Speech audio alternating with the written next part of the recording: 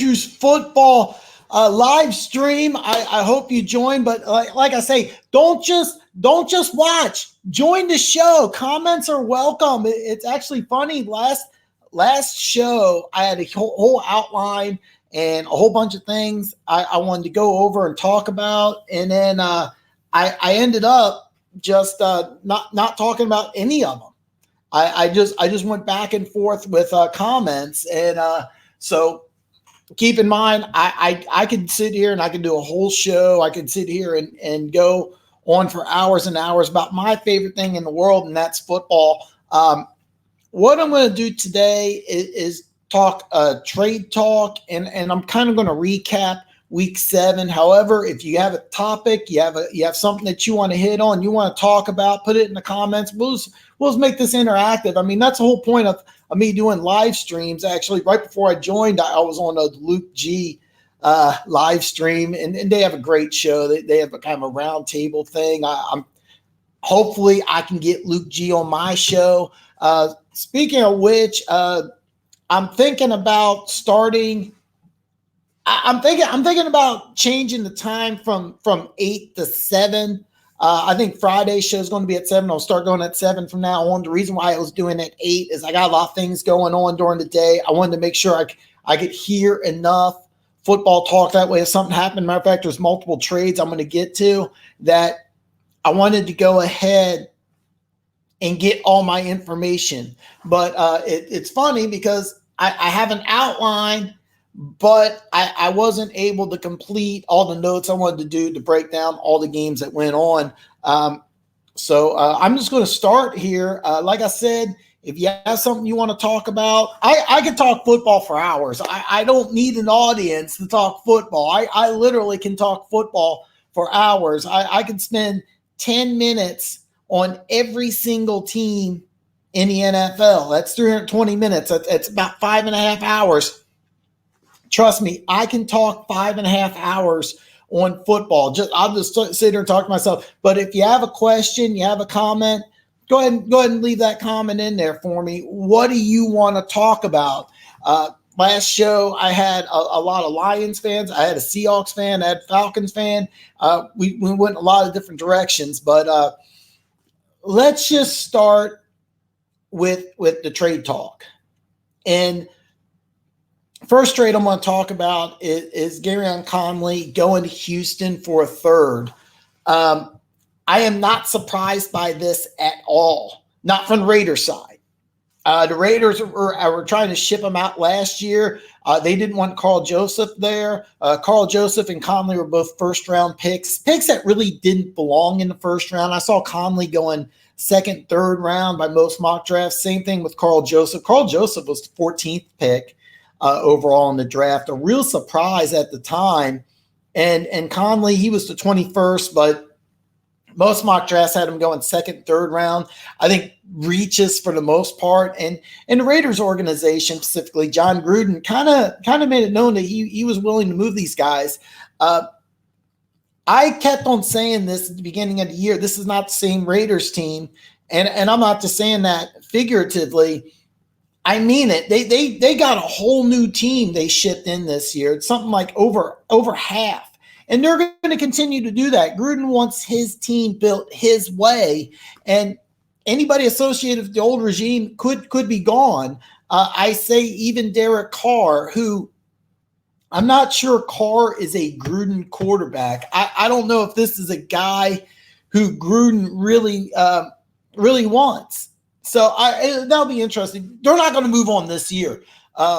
One thing about Gruden and Andy Reid is that if you watch the teams, the offenses are very similar. The defenses are also very similar. But the West Coast offense that both Gruden and Andy Reid run is extremely complex. So there's no chance that you're going to have a quarterback come in mid-season. Okay, that's not going to happen.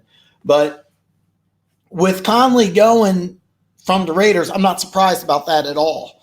They gave up 42 points last week. He didn't play well. He hasn't played well. I mean, when you're a first round corner and you're not that good of a player, it doesn't surprise me that you move on. with Carl Joseph, the only reason he's on the team is because first-round pick Jonathan Abram is on the IR, got injured in training camp. But if you watched Hard Knocks, I did. Excuse me. It seemed to me like Abram was going to be the starter. If Abram's healthy, I don't even know if Carl Joseph is on the team. So moving Conley, not a surprise to me, but it does surprise me that the Houston Texans picked him up. And I spent a lot of time doing this because since Bill O'Brien, who's the coach and general manager, they're going to get a new general manager after the season. It'll be interesting to see if they move on from Bill O'Brien after the season. The reason why I say that is he's made a lot of trades, and I'm not sure most of these are good trades. Let's talk about the big one. First of all, Kenny Stills and Tunzel plus a 2024th and a 2021 6 for a 2021st. That's this year's first round, next year's first round, and second round. That's a lot of trade capital for the Miami Dolphins. And a subject I was talked about on my last show, is Miami tanking for Tua? If they are, I think it's a huge mistake because that kid Trevor Lawrence in Clemson, who's going to come out in 2021, he's going to have a much higher grade. And I think NFL teams are going to fall in love with him. If you're going to tank next year so you can get that kid, because that kid's going to be good. That kid's going to be the number one pick in the draft. It's funny because I know Tua got injured, and yeah, my head itches a little bit. That's okay. Tua got injured last week. It should be fine. But I mean, when you have a college quarterback who's had injuries, to me, it's kind of a red flag. I saw one mock draft, Justin Herbert, the quarterback out of Oregon, had a higher grade. I've watched him play, and there's a lot of things I like about the kid. Jake Fromm, the quarterback out of Georgia, there was talk about him going in the first round or really high. That talk is really cooled off. He hasn't played that well this year. I wouldn't be surprised if he actually wants to come back, but that's another topic for another day. Okay, so the Kenny Stills Tunzel, a 2024th, a 2021 6, and Miami gets a 2021st and a 2021 first and second. That's huge. Clowney for a 2023rd. Now they get Jacob Markin and Bavarius Mingo. Mingo is actually the 5th pick in the draft. Quite a while back, never worked out, been on multiple teams, but I kind of understand why they wanted him. Hasn't really had an impact. And then remember, they traded for Duke Johnson for a 2024th. That can be a third. So bottom line, it looks like for a 2020, you get a 4th and a 4th, and then you get another 2024th. It could be a third. You get a third, but you miss out for the first. Man, that was confusing. But since Bill O'Brien has been GM, he's had his hands on. He's made a lot of moves. I don't necessarily know that's a good thing, but I do know this. When they traded for Osweiler, he was not consulted and he wasn't happy. He never wanted Osweiler. That's the reason why the previous GM was fired, was mainly for that Osweiler trade. Of course, I'm speculating, but that's kind of spelled out pretty obviously. So it's kind of interesting that the Houston Texans coach has that much power. Does he deserve it? If the Houston Texans go 12-4 and win a playoff game, or 11-5 win a playoff game, yes. If the Houston Texans don't even make the playoffs, remember, we're not halfway through the season yet, so there's no guarantee the Houston Texans are even going to make the playoffs. So in that case, I could see the Houston Texans just moving forward completely. I really could. I think with the Houston Texans, everything's up in the air. But when you make this many trades, you need to have good results. You can't just be 9-7 and lose in the first round of playoffs. All right, the Houston Texans are I think the owner's expecting more. So That was first trade. Quadre Diggs to Seattle. He was the Lions starting safety Sunday. They trade him Tuesday, and they give up a 2021 seventh and a 2020 fifth. And I got one Pride 40 in the house, man. This is my take on the Diggs trade. Notice this happens right after Minnesota puts up 42. I think this trade is a message to the Detroit Lions defense and offense too. When you play this bad, you're out, and it's a Patriots type move. Patricia, of course, been in the Patriots organization a long time. This is the type move that's made in New England Patriots. This is right after a 42.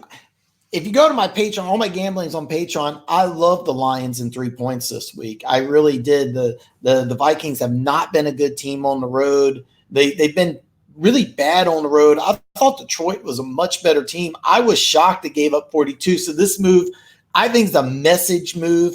I think ultimately it could be a good move. But when your defense gives up 42 at home to a team that's looked bad on the road, something has to be done. It was very extreme. It'll be interesting how it all plays out, because this is a move you make when you're making a message. All right. And you know what? I heard this also. It could. I wouldn't be surprised if the Lions, I'm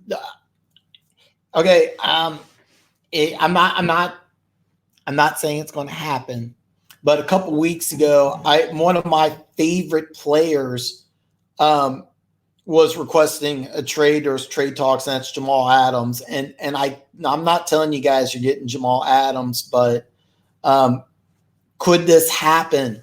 Sure, it could happen. A player like Jamal Adams, I think Matt Patricia would love to get, but it would. I don't think that's it. I really don't. I think they did this move because they saw what happened was not good enough, and they said, "Hey, look, man, if you guys can't make the plays and you can't win games, you're going to be cut." It was a famous thing by Jimmy Johnson. He had Curvin Richards, a star at Pittsburgh, didn't play as well in the NFL. They played on Christmas, and he goes, "If you fumble, you're cut." And he cut him. Christmas Day, he fumbled, and he was cut on Christmas. Jimmy Johnson didn't care. You can argue how good of a coach Jimmy Johnson is. Bottom line, won a couple Super Bowls. So I'm not arguing this. Trey Flowers, I thought, was a good pickup. Minnesota's offensive line is not that good. So, you should have got some more pressure. Pass rushers don't grow on trees. You mentioned earlier that could this trade signify a player being traded? I don't think so, because I think you make the trade to get the player first. Then you go ahead and release the player. So it wouldn't surprise me if the Lions made a move to acquire somebody. But I don't think that. I think this was a message. I think this Quandre Diggs trade is a message that when you're expecting, because going into this game, if they win the game, they're thinking that they're in running for a wild card or possible division at 2-3-1. With the Packers 6-1, coming to Arrowhead without Mahomes, and that's another thing. We're going to talk more about Mahomes probably Friday, but there is a chance Mahomes plays. But when you're now essentially 3.5 games down, it's hard. And I've said this multiple times, that there's probably going to be a 10-win team in the NFC that doesn't even make the playoffs. I think the NFC is tough. I think the NFC is really tough this year, so it's going to be difficult. Speaking of NFC trades, the 49ers get Emmanuel Sanders. They get Emmanuel Sanders and a 5th-round pick. They give up a 3rd and a 4th. I think this is a win-win for both teams. Denver is rebuilding for 2020. When they lost that game to Kansas City, that was the dagger in the heart. They are not coming back from that. And the reason why I say that is you can't fix that offensive line mid-season. Bowles looks like a bust. I think the other tackle, Henderson, he looked bad. The Chiefs don't even have a good defense, and we got I didn't look up the exact number. If I remember, it was 37 sacks in that game. No, I'm joking. I think it was 8 or 9, but the Chiefs defense didn't even have its best player, and that's Chris Jones on the field. So the Broncos, I think, are going full rebuild mode. So getting an additional 3rd and 4th is a good move. I also heard some sort of comment, maybe I read it, that Elway may be moving on after this year. I'm not surprised. I don't think he's done a terrible job. He should be remembered for winning a Super Bowl with Manning. He's the one who orchestrated that trade it's a free agent signing because Manning could have gone anywhere. And he ended up in Denver with Elway. So hopefully Broncos fans remember that more than they remember some bad drafts. And the thing is, though, I liked this draft. It didn't pan out. I remember Bowles. I loved the pick at the time. I thought this guy was going to be a legitimate good player in the NFL. I didn't see any holes in him coming out of college, but he's looked horrible. So I like the move from Denver, just kind of acknowledging, raising the white flag. And what they're trying to do is say, hey, who wants to be on this team in 2020? We lost Bradley Chubb, very good young player. Flacco's not the answer long-term. In 2020, it's going to be Drew Lock. Me and him went to the same high school. Obviously not the same time, but that's pretty cool. So it's funny, I've heard of Drew Lock since he was a high school senior, actually a junior. And it was actually funny. He didn't even have a winning record his senior year. And I was like, wow. And he went to MU, became a starter as a freshman, didn't really surprise a lot of people. Even though he was listed as a 3-star recruit, the guy had a lot of upside. And I was really surprised Denver got him in the 2nd round. And I think that he's going to be a good quarterback for the Broncos going forward. But they need to fix that offensive line. So getting Emmanuel Sanders, who has not looked like the same guy. He's really banged up. But from the 49ers perspective, you got a really, really good defense, but you only scored 9 points last week. Yes, it was in the rain. Yes, it was against a bad Redskins team, but you only scored 9 points. So you need some help on offense. So getting a guy now keep in mind, Emmanuel Sanders a couple of years ago was a Pro Bowl receiver. He'd be a legitimate number 1. No, excuse me. I coughed into the microphone. He's not a number 1. Emmanuel Sanders, he's actually not even really a number 2 this year, but he's definitely going to help the San Francisco 49ers. So giving up a 3rd and a 4th, it could be a little steep, but you're undefeated and you have problems on the offensive side of the ball. So I understand why you did it. So good move for the 49ers. I think a better move, slightly better move for the Broncos, who I think are really, really rebuilding for 2020. Sanu to the Patriots for a 2nd round pick. If you don't know this, remember there's a huge connection between New England and Atlanta. For those of you who don't know, Greg Schiano, he was going to be the defensive coordinator in New England. He has a really good relationship with Bill Belichick. He was the Rutgers head coach when Mohamed Sanu, went to Rutgers. So this is a guy that they have a lot of familiarity with, and people are going to say, well, Schiano's not the coach there. I get that, but trust me, him and Bill Belichick have talked. I promise you he was at least consulted before making this trade. And Mohamed Sanu going to New England, I think is a really good move for both teams. Now, with Atlanta, 101 business. This is a standard 101 in business, is that when you start a business, the number one thing you do is you look at the most successful franchise. All right. And that's the New England Patriots. So what do? you go after Thomas Dimitroff, who was the number 2. And there's a lot of coaches, players, front office executives, Scott Pioli included, no longer with the team, but he was there for the draft this year, left this summer. So what do? You go after a bunch of Patriots executives, bunch of players, coaches, bunch of players and coaches from New England, because that's business 101. You follow the best business model. It's not worked outside of New England, though. Kansas City did the same thing.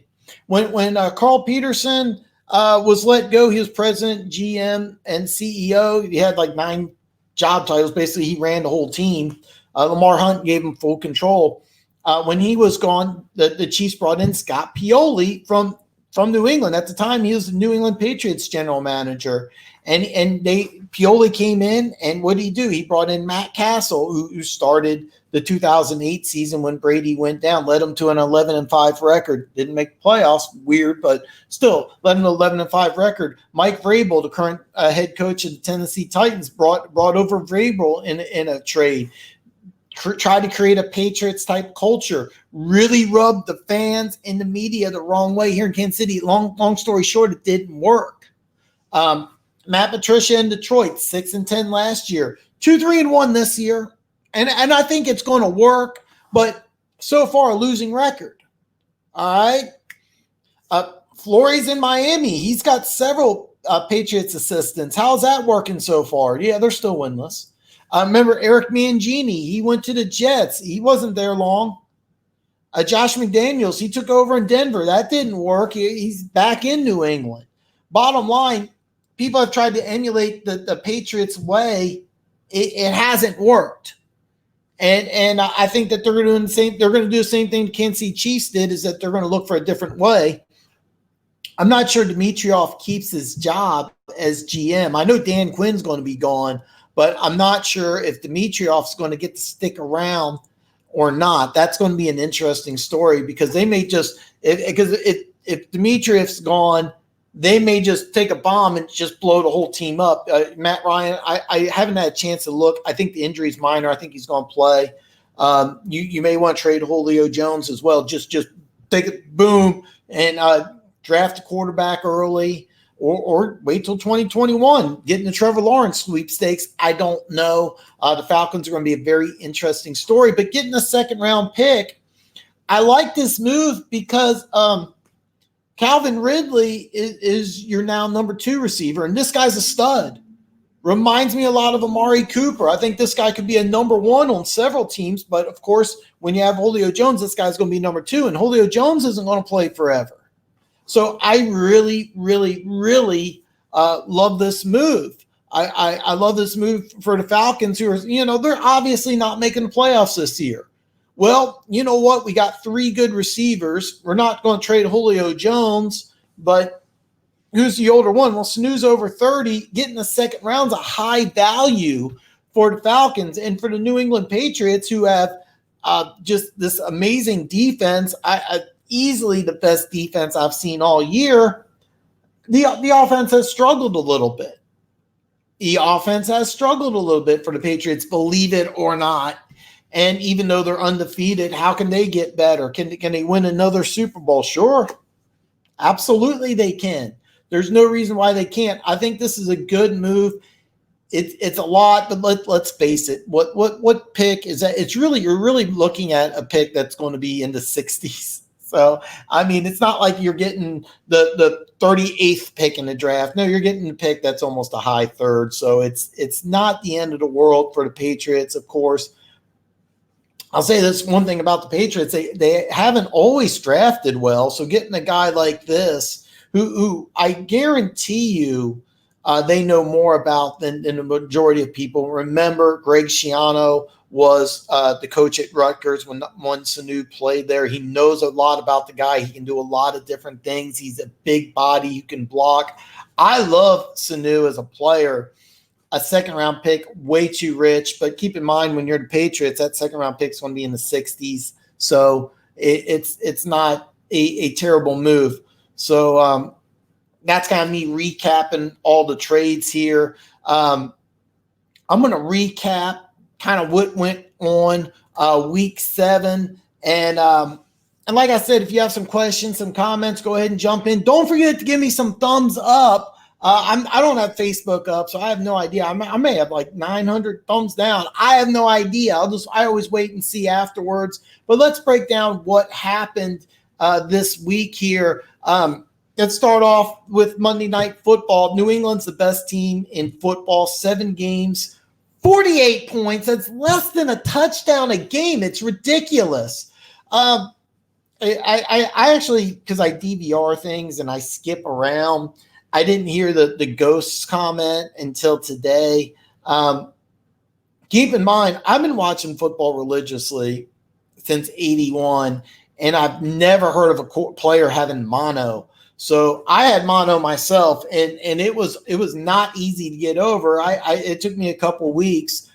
Same with Darnold. I don't think the guy's at 100%. Yeah, he looked good against Dallas, but you're going against a different beast here with Bill Belichick. And bottom line, he's a work in progress. He's a young quarterback that needs a lot of help. The defense is really good. Jamal Adams, one of my favorite players. So, it's a situation where the Jets, I think, are kind of a work in progress. Darnold is also going to get better. He had a bad night, but out of the quarterbacks chosen in the 17 draft, I thought Darnold was easily the best. The problem is with the Jets is that they need all sorts of help on offense. And if they're smart, I really think that they maybe try to build around the draft. I think they need help on the offensive line. They need help at receiver. I like Le'Veon Bell. I think he's an excellent player, but I think he really needs some help. I would draft a tight end. I would do all sorts of stuff, but the defense, I think, even if you look at final score and you look at how many points they've given up, you may say Jets defense bad. No, the defense is really good. The problem is the offense is just putrid right now. So Jets offense and Darnold still work in progress. Don't write Darnold off. I still think he's going to have an excellent career. Excuse me, man. Man, I'm getting all choked up here talking about good New England's defenses. Make me sick to my stomach. All right, Sunday Night Football. And I said this. If Tyron Smith is healthy and he plays, he wasn't 100%. You can tell he wasn't 100%, but he's in the game, so they win. Dallas is simple. If the offensive line's healthy, they're going to win a lot of games. If the offensive line's not healthy, that's not a good team. And I like the defense. I like their linebackers. Ezekiel Elliott is a top 5 running back, 5'10". I would say he's top 5. If you want to argue that, I'd understand, but definitely a top 10 running back. Amari Cooper is a legitimate number 1 receiver. There's a lot of things I like. Dak Prescott. I like Dak Prescott. I don't think he's worth $40 million, but we'll see what Dallas does there. That's going to be an interesting story if they want to move on. But that Dallas off season is going to be very interesting. With the Eagles, and people are talking about the offense and how much they miss Frank Wright. I look at the Eagles and I'm like, what the hell's wrong with that defense? That defense sucks. I mean, if I'm an Eagles fan, I'm furious at the defense. I'm not worried about the offense. I'm more worried about the defense. The offense will get itself right. The defense is playing bad. When they made a playoff push last year, the defense started playing lights out, and they were holding up. I think it was like they held 3 opponents. I remember they shut out the Redskins the last game of the year, but I mean they're holding opponents to like 12, 13 points a game, and now they just look horrible. That defense looked terrible, and Tyron Smith and La'el Collins played. I know Tyron Smith wasn't 100%. I know he gave up a sack, which is rare for him. But when I look at the Philadelphia Eagles, I see a team with a bad defense. And when they won a Super Bowl, even though it was a high-scoring Super Bowl, to get to that Super Bowl, they played two really fantastic games on defense. If I remember right, they had the Falcons, I think, to like 10 or 12 points, and then the Vikings to 7. So, they gave up less than 10 points a game to get to the Super Bowl. The defense was really good, but it was an offensive battle. But it was a defensive play that won it. Remember the sack strip of Brady late in the game was what sealed the victory for the Eagles. So the Eagles need to get better on defense. That defense is not playing good. I'm really surprised about that. So as far as I've said this many times. I even said it before here. There's probably going to be a 10-win team that's not going to make the playoffs this year in the NFC. I think the NFC East is going to have one playoff team, and that's it. I don't see the Eagles or the Cowboys getting a wild card spot. I think the Cowboys are going to win the East, and I think the Eagles got to figure out what to do on defense. Afternoon games, Baltimore at Seattle, and Baltimore. This game really surprised me. Baltimore scored 2 defensive touchdowns, and I know they won in Seattle, which is really crazy. Seattle's had 2 home losses before Halloween, but I'm going to say this, and I'm going to call it now, and I called it last week, and I'm going to stick by it. I think Pittsburgh's going to give Baltimore a run for the North. I really do. They had a bye this week. They're playing on Monday against Miami. It's at home on Monday night after a bye. Miami didn't have a bye this week. Seattle, I still have winning the West, even though San Francisco's looked fantastic. I may revisit that later on, but I'm going to stick with my 2 predictions. I'm going to stick with Seattle winning the West, and I think Pittsburgh's going to get Baltimore a run. I think that last game of the season where Pittsburgh and Baltimore play, that could be for the North. I think Pittsburgh's going to turn things around. People want to say about Lamar Jackson, you have different things. Some people say Lamar Jackson had a great game. He threw for less than 50%. I think it was like 150 yards passing. I keep saying this. Having Lamar Jackson run as much as he is a huge mistake.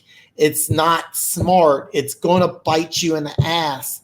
So Baltimore, turn this guy into a passer. Quit having him run the ball. You're damaging yourself. Now, if you want to have him run the ball in the playoffs or the last game of the season to get home field or to win the division or get into the playoffs, you want to have him run 15 times? Sure. Having them do it in October as part of your offense is stupid. It's just stupid. So stop doing it, Baltimore. Go ahead. I'm a little venting here. Saints at Chicago. This was my game of the week. If you follow my Patreon, this was the number 1 game to bet on. They were 3.5-point dogs, which I was shocked at. But I would have took the money line, but the actual game of the week was 3.5. The Saints, I love the defense. I think they're the best team in the NFC. I put down here NFL, but this is my little outline here. I'm going to change that because I think they're the best team in the NFC. The Saints defense looks awesome. Trubisky is really banged up. He hasn't looked good all year. He looks like he's regressed quite a bit. And I didn't like getting rid of Jordan Howard, but it shouldn't have had that much of an impact. I'm not really sure what the Bears need to do because, you traded up to get him at number 2. I think you got to stick with him. So I think Bears fans are thinking trade him now or start Chase Daniel. That's not the answer, but you got to do something because he just looks confused out there. What I think the solution is, and I can tell you this, and I can tell you this because Matt Nagy was in Kansas City, and it looks like they're running a similar type of offense that you're running in Kansas City. Is I'm telling you what you need to do is just dumb everything down because I know that Andy Reid's offense is probably the most complex offense in the NFL. dumb things down. Take that playbook and just cut it in half, and instead and make it easy for them. Just have one read, go, high percentage passes. You could do things to help out. And I haven't watched, and I don't know everything about the Bears, but that would be my guess is that Matt Nagy, who was a longtime assistant with Andy Reid, running that West Coast system, a very complex system. Let's dumb things down because he looks confused out there. When I watch the Bears, I see a young quarterback who looks confused. So what do you do when you see a guy look confused? You dumb things down. You make things easy. You basically should go into you go into the film room, your quarterback room, and you say, "Hey, give me like 10 or 15 plays that you like. Give me these plays. What are the plays that you want to run? We'll run those." And you got to do that at least for this year. I think next year would even be too soon of a move, but if it doesn't work out, or if he keeps looking this bad, you may want to consider another quarterback. He's going to be the quarterback for this year, and I think next year as well. So I think my suggestion would be dumb things down, cut the playbook in half. What plays do you want to run? That's what I would do because he's not looked good. All right. Oh, excuse me. I'm sorry. My nose is really itchy. Chargers at Tennessee. Tennessee looks a lot better with Tannehill. The Chargers, believe it or not, at 2-5. I still think they can make a run for a wild card. They play at Chicago next week. If they go 2-6, then I think you start a fire sale because there's a lot of players on the Chargers that can get a lot of draft picks. But if you go 3-5, you still have 2 games against Kansas City. This isn't the NFC. You may be able to be 9-7 and get into a wild card spot. The Chargers have a ton of talent, but is it this year or next year that you want to blow up the team? Rivers, of course, 37-38, excellent quarterback. Let me ask you this here. When if you're the Chicago Bears, what would you give up for Rivers? Better yet, when if you're the Tennessee Titans, would you give up multiple first-round picks for Rivers? That's a move that could happen in 2020. Remember, in 2020, the Chargers move out. I think it's 2020. They move. I'm pretty sure about that. So this is the last year in the soccer stadium. They move into field next year. I fully expect 2020 the Chargers will have a better team unless they blow it up and get rid of a bunch of players. And that could happen. They could move on from Philip Rivers after this year. It'll be interesting to watch what they do, especially if they lose in Chicago next week. But if they win, they're 3-5, still very, very, very dangerous.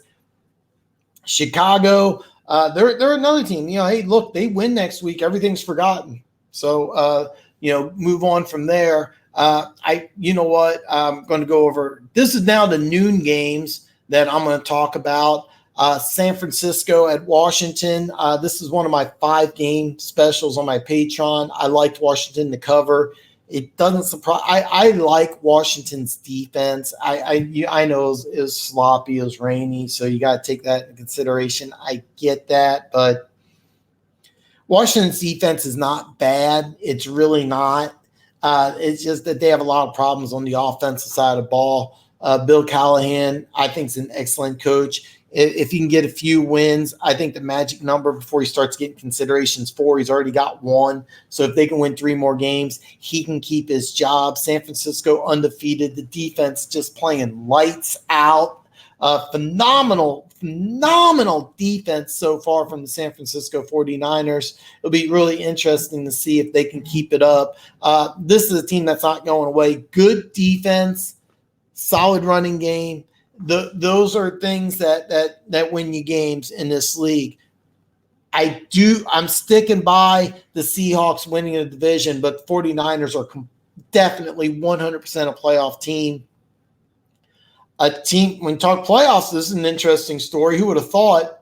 Arizona now 3-1 with a win at New York. They're now really a legitimate candidate for a wild card team. I don't think they're going to the playoffs. I've been public that I don't think it's going to work running that college offense. But so far it has. It really has. Chase Edmonds, a pleasant surprise. The Cardinals are better than I thought. The defense isn't bad at all. The offense actually at times looks pretty damn good. I don't think you can, the same thing I said about Baltimore. Your quarterback can't run and have that be a long-term solution, but in the short term, yeah, it can get you by. They're a fun team to watch. I mean, 3-1, they're in the thick of the playoff. I don't think they're a playoff team, but they've won 3 straight.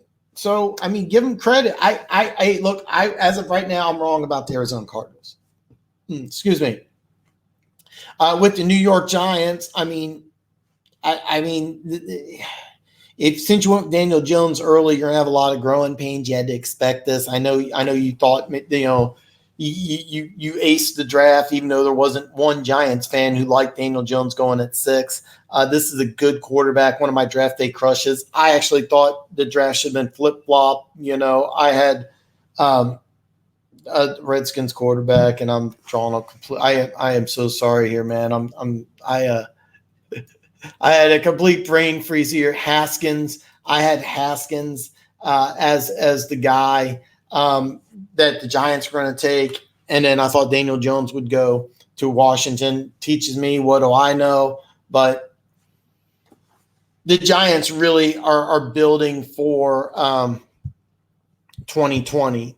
The question is, will Shermer stay around? And I don't think that's guaranteed. I don't think that's a guarantee at all. I definitely could see Shermer moving on after this year.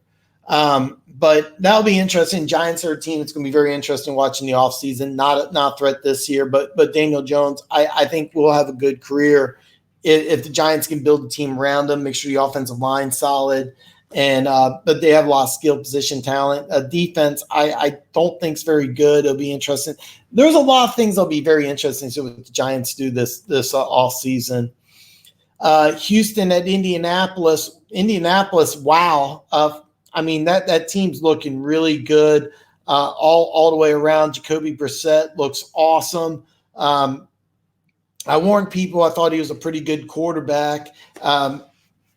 I don't think that they're a Super Bowl contender. I still think it's a 2-dog race in the AFC, even though they did beat the Chiefs at Arrowhead. I think when the Chiefs come back with a healthy Patrick Mahomes, they're the number 2 team in the AFC. Are the Colts the number 3 team? As of right now, sure. As of right now, absolutely. I know they have the same record as Baltimore, and normally I go with the better defense, but if I had to play Baltimore and Indianapolis right now, I'd say Indianapolis, even at Baltimore. And the reason why is that I like their defense. The defense is playing good. Yeah, I know the Ravens scored 2 defensive touchdowns, but the defense for the Ravens been up and down all year. The Colts defense is steadily getting better, and I think it'll continue to get better. Colts are a team to watch, and Houston Texans, they talked about, they made a lot of trades, traded for Conley this week. It'll be interesting to see how that works out. I think both the Houston Texans and the Colts are going to be playoff teams again, the way this works. Winner obviously could be obviously we got home field advantage during one playoff game. Maybe they get a bye. It's still up in the air. Keep in mind the Colts hold the tiebreaker over Kansas City due to a head-to-head win. So, as a Chiefs fan, I'm obviously cheering for the Colts to lose one. Oakland at Green Bay. We talked about Oakland. Rodgers blew up, and what happened? Oakland gets rid of a defensive back after giving up 42 points and 429 through the air.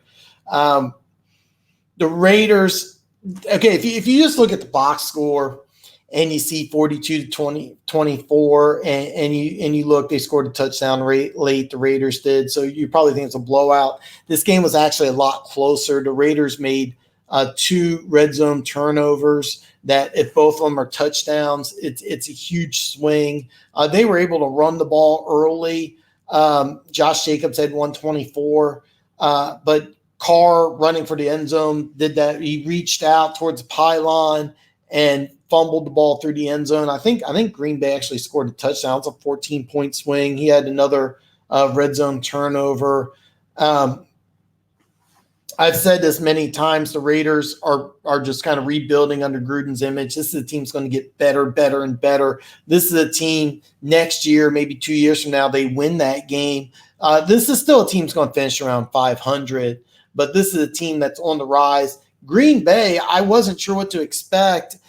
People think that this has a great defense. Defense isn't great, but it's a lot better than they were last year. And when you got Aaron Rodgers, I've said this many times, when Aaron Rodgers is at his best, he's the best quarterback I've ever seen. And he looked fantastic yesterday against. Here's the thing: the Raiders defense actually isn't terrible, but the secondary is not that good. Now keep in mind, Abram, I already talked about Abram being injured. That's kind of a work in progress. The defensive line also had some injuries, but the Raiders are a young team that's going to be a lot better next year than this year. Big win for Green Bay as they're trying for a 1 seed. I mean, as of now, the Packers would get a bye. So, that they're in great shape.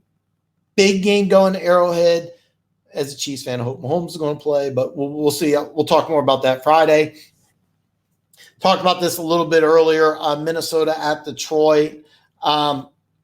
I watched this game and I was shocked at how bad the Lions defense was. I've said that this was one of my games, this is one of my parlay. This is the only parlay game I got wrong. I love Detroit in 3, and I really thought that they would just come back after a difficult loss and play a lot better. They did not look good on defense. They actually look good on offense. I like the way the Lions are building the team. I think this is a good team. They were my pick after they lost to Kansas City. I was like, man, this team is going to go to the playoffs. I'm not so sure now because at 2-3-1, they have to go on a big run, and they're in a tough division. But I said this many times. I think the Lions will be better in 2020 than they are in 2019. A couple weeks ago, I said Minnesota was going to move on from Kirk Cousins. I actually still think they do. I think that they get a quarterback in the draft. I don't think that they're going to re-sign him. He has a 3-year deal. It's up next year. I wouldn't be surprised if they move on. And, oh, man. Great. Hey, that was a great pick. Good move on your part. I actually had you mean +2? Because I had Detroit -3. So but anyway, man, Jimmy Stoneful, man, in the house, man. Great comment. That was good move because I didn't like that game at all. And the reason why is Minnesota's looked horrible on the road, but they looked fantastic at home. But I still think that they may move on from Cousins, but Cousins with games like this, and I'm going to respond here, Jimmy Stoneful. Yeah, I actually do. And the reason why is he signed a 3-year deal. It'll be his 3rd year. He'd have to sign an extension this offseason. But this would be a great year if I'm Minnesota. Now, keep in mind, I thought Minnesota had a better defense. They gave up 30 points to the Lions, and the defense doesn't look like a top 10 defense anymore. I could tell you for an absolute fact that the Vikings want to run the ball and play good defense. I don't think that they're going to be willing to give Cousins $40 million, and that's the number he's going to want. Not he already signed a 3-year, $84 million contract this last year's next year, but after the 2020, going into the 2020 season,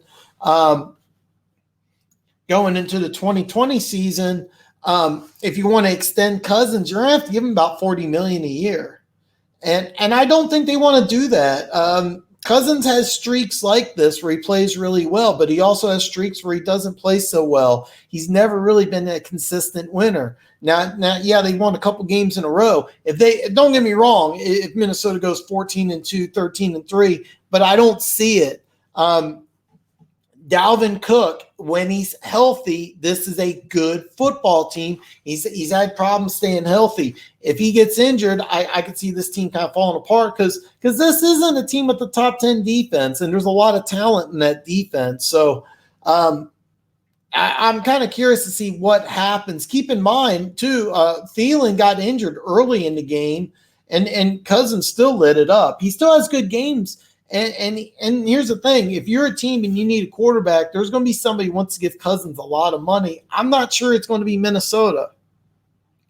I would not be surprised if Minnesota decided to move on. And when I say move on, get a quarterback in this draft, and then 2021 he becomes a starter and Cousins moves on. Jacksonville at Cincinnati.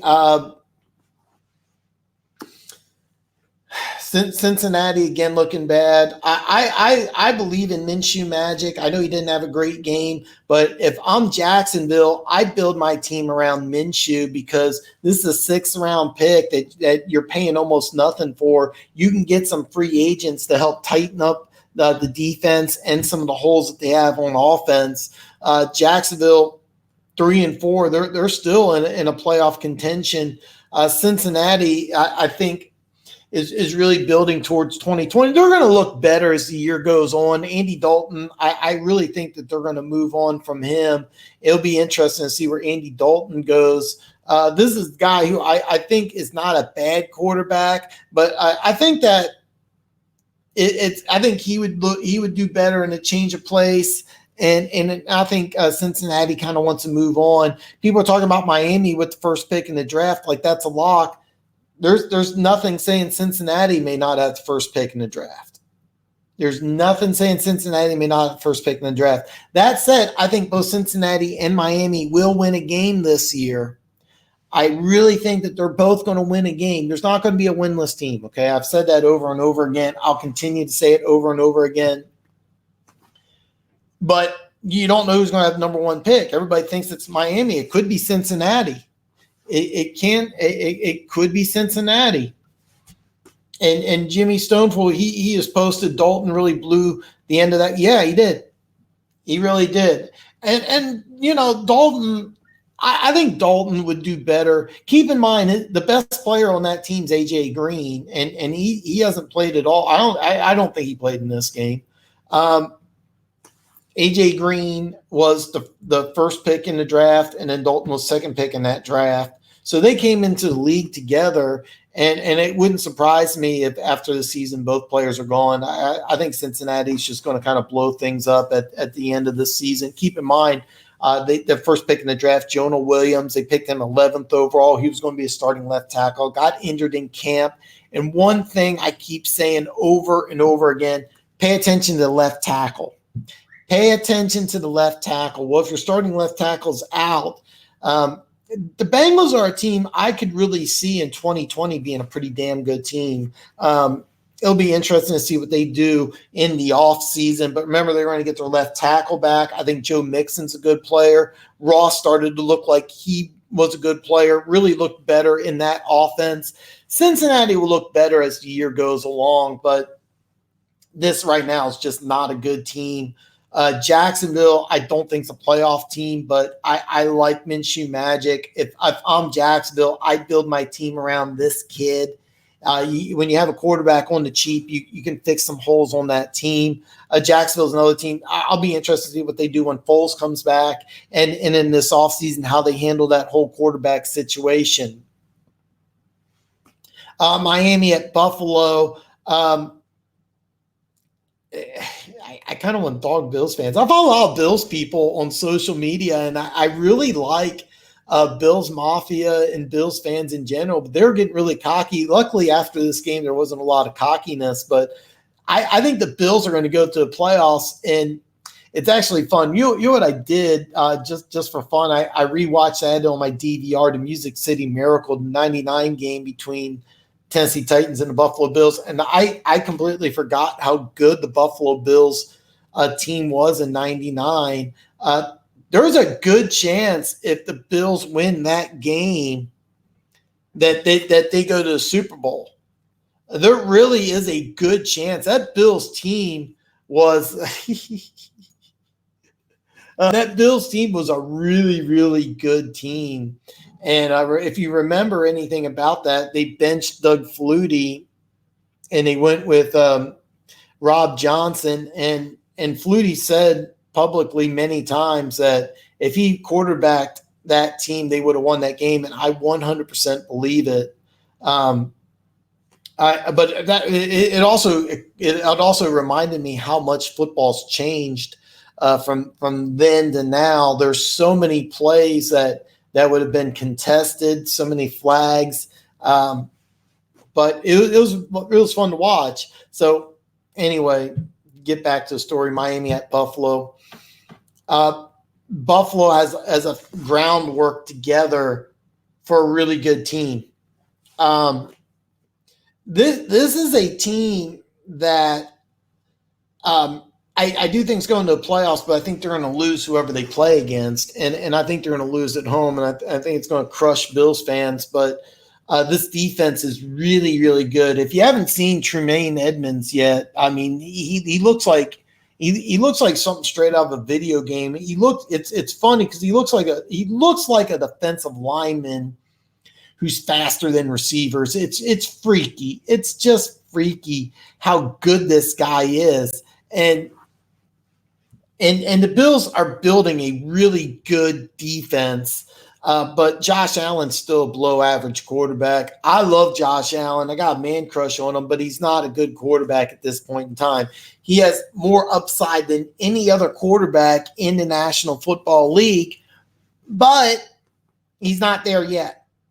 And I think the Bills, if they're smart, change the offense and tell them to do the same thing I've been telling people in Baltimore and I could say Arizona too, that don't have your quarterback be a running back. The less Josh Allen runs, the better the Bills will be. The Bills, I really think, need to change a lot of things on offense. So, but are they building a really good team for the 20s? Absolutely. They're going to the playoffs. I just don't think they're going to win. Plain and simple. I'm going to call it now. They're going to get in the playoffs. They're going to go on the road. They're going to play either Kansas City or I'm trying to think here. They put the Kansas City, Baltimore, Pittsburgh. I'm still convinced Pittsburgh's going to make a run in the North, or Houston, Indy, and they're going to go on the road and they're not going to win that game. And I can tell you why. Josh Allen's the worst quarterback out of whoever they play against. Bottom line. But the ceiling for Josh Allen is there's no ceiling. I mean, it's unlimited how good he could be. I hate how they use him as a running back. The defense is good. They have a lot of good things in play. I think next year they're going to be better than this year. What happens is after the Super Bowl, the next day I break down all 32 teams plus minus. The Bills, I'm going to put a plus by there, a little plus by the Bills because they're a young team that's going to keep getting better. Miami is going to win a game. They have a lot of draft picks. It looks like they're going to go all in on Tua. I can't pronounce his last name. Again, I don't think that's a smart move. Okay, and then final noon game, Rams at Atlanta. Matt Ryan got hurt. He was having a fantastic year. Despite the bad record, he looked like he was on pace to break the single season passing yardage mark. He's obviously not going to get that. I don't know the status of his injury. I think he's fine. They traded Sanu for a second-round pick. I thought that was a good trade. The Rams, the initial reaction was that the Rams made a great trade. For those of you who know your NFL history, Herschel Walker traded was one of the best trades of all time. And, Jimmy, I couldn't agree with you more, man.